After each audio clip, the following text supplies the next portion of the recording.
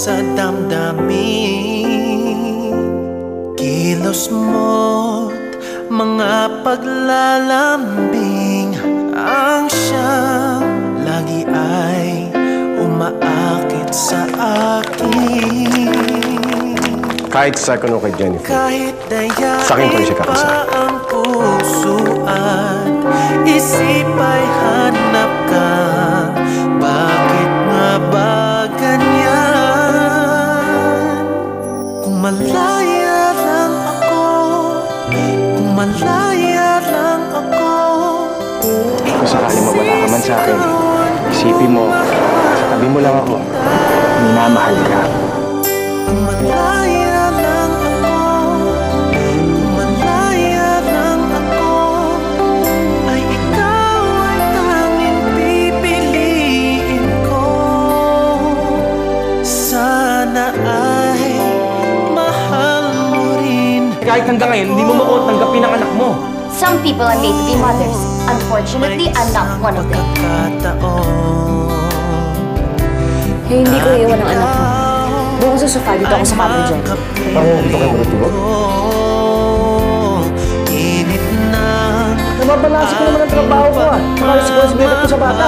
Si Adrian, presidente ako ng kumpanya. Ikaw, operations manager ka lang. Padarama sa'yo kahit I still want this marriage to work. Si Chris na talagang problema. Subukan kumahal ka. Hindi ko na kaya. Bakit nga ba ganyan? Ikaw pa rin, Jennifer. Malaya lang ako, Ikaw pa rin. malaya lang Matagal na ako nakakipagkita kay Adrian. Ilang beses na ako tumatakbo sa kanya for coffee. kung mahal. Niloko mo. Hindi ako walang yaka! Malaya lang ako, kung malaya lang ako, ay ikaw ang tanging pipiliin ko.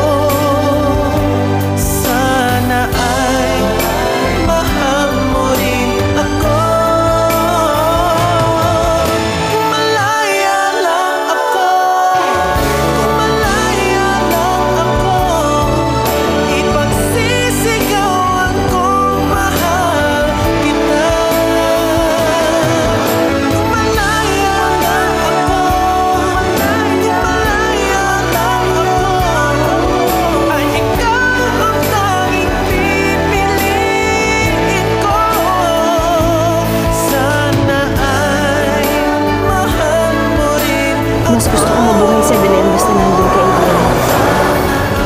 Kasi kapag kasama kita, kaya kong nagpasan lahat.